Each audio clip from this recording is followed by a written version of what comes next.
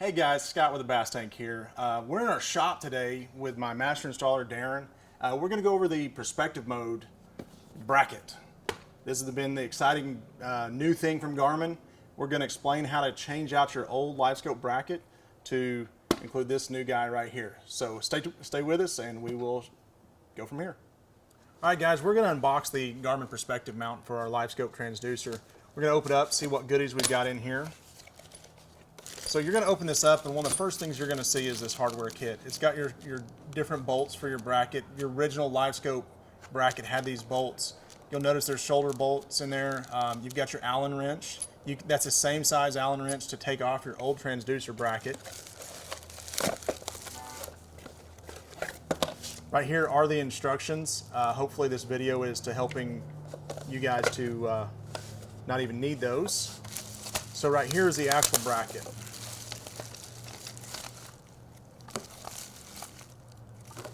So right here, this is the bracket he was talking about, we were talking about with the S and the P. That's your grooves right there for the S and P for your starboard and port side.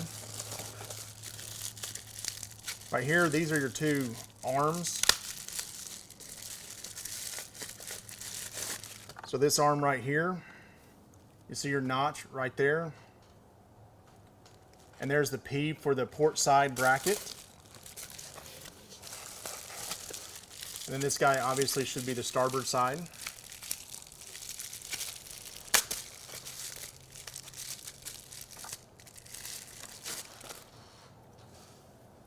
There's the S for that for starboard side. Guys, here's your stickers. So this side is the starboard side. You'll notice this notch right here. This is for your temperature sending unit right here. That can be used for a point of alignment. You'll notice the difference on the port side. You don't have that notch because your temperature sensor is on the other side of the transducer. So it's labeled clearly right there for port side. All right, guys, that's a Garmin perspective mount. That's everything that comes in the box. That's installation as well. If you have any questions, give us a call or email us at support@thebasstank.com. That's the easiest way to get back to us. If you're having trouble on your install and you want us to do it professionally, give us a call as well. We offer professional install services. My man Darren there is one of the best in the country. So you can always visit us at www.thebasstank.com for any other electronics needs. First step, removing the old transducer bracket. So guys, there's 4 bolts right here that hold the old bracket on. And then there's 1 bolt right here that actually holds the transducer onto the old bracket. So remove the first 4 bolts to split the clamshell, and that'll give us access to this bolt inside here. So installing the new bracket, it actually has a S and a P embedded into the plastic. What that is starboard and port. So what we have here, we have a prop mounted on the starboard side, which means that we will need to line up the S into the groove onto the trolling motor shaft. We'll go ahead and do that now. And if you're simple like me, starboard is the right, port is the left. I need it in layman's terms.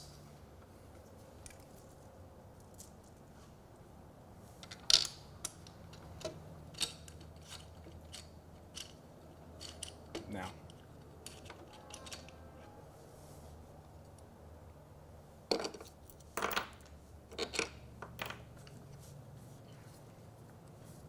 So now we've got access to the original bolt that holds the bracket to the transducer, so we're going to go ahead and remove that as well now.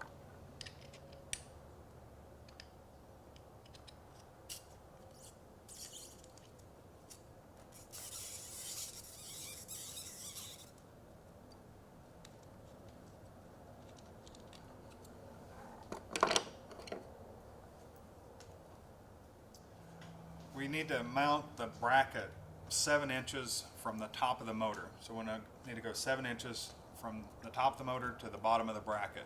What that does, it gives enough clearance for the beam to pass by the motor. All right, guys, so now we've got to figure out which bracket to use, the starboard or the port side. If your trolling motor blade is to the inside, so think of the keel of the boat center line, if it is inside, it is going to be on the starboard side. If your blade is out, that is going to be on the port side. That's a quick, easy way to tell which bracket you need to use. In this case, we're using the starboard side bracket. The brackets are stamped with the starboard port side. So we have the starboard bracket, we have a rubber washer, have a metal washer, and a shoulder bolt. The shoulder bolt will go with the metal washer, rubber washer. We'll put this in the top of the bracket.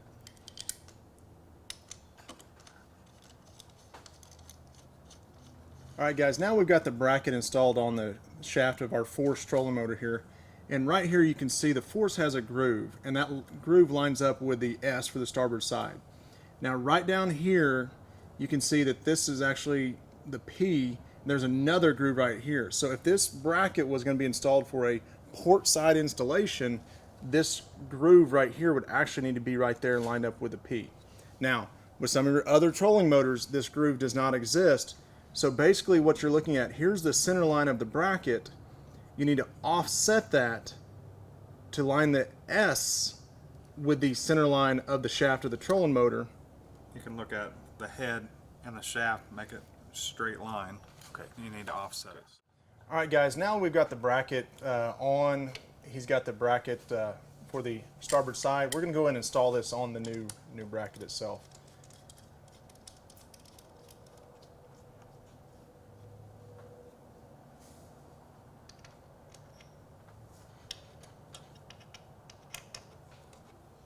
Tighten it down snug, like it's 6 Newton meters.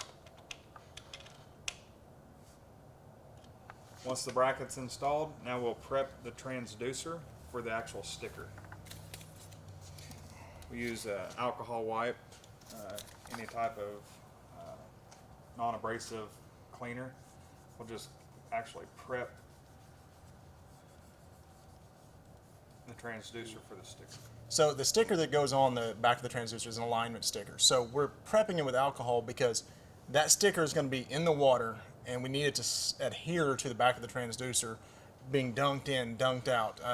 You know, through the course of a day, your trolling motor is going to be stowed 20 times. So multiply that over the course of a month, a year, and that sticker doesn't have a long shelf life. Just the prep alone will be another big factor in increasing longevity of that sticker. It comes with 2 stickers. It's noted starboard side sticker. Well, install that now.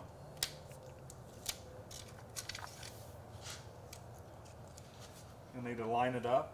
You need to clear the temperature sending unit.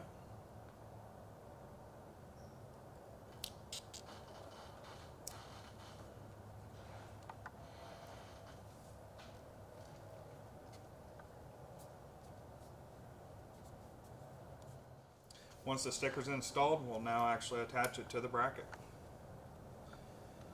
Again, it has bolt, metal washer, rubber washer.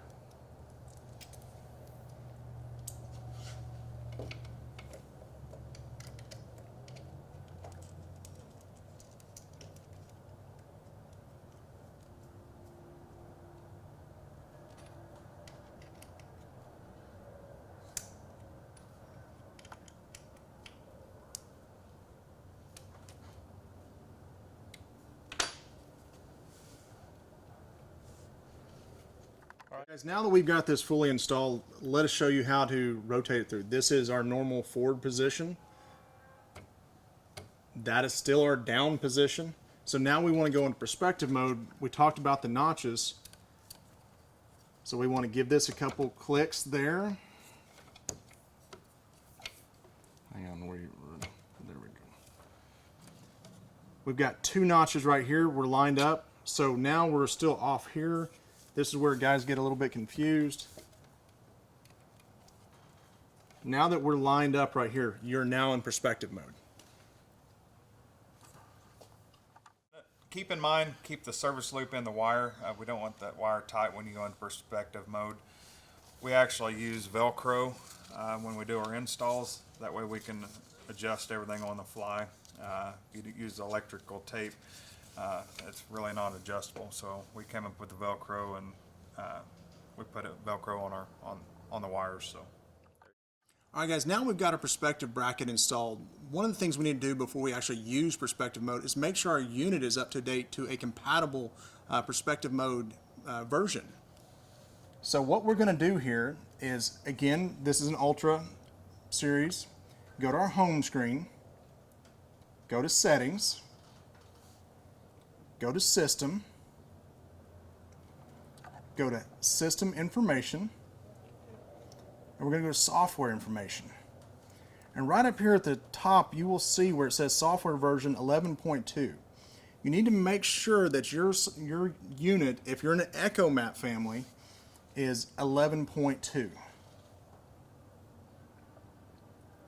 All right, so now let's go over here to Garmin devices.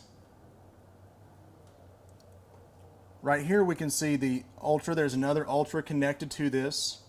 Both of them are 11.2. My GLS 10 is at 2.33. There was an original version of 2.30 that has actually been updated to reflect the improvements to perspective mode. That is the minimum that you can be to run perspective mode. Guys, your LiveScope GLS 10 has to be at least version 2.30. That was the first release for perspective mode.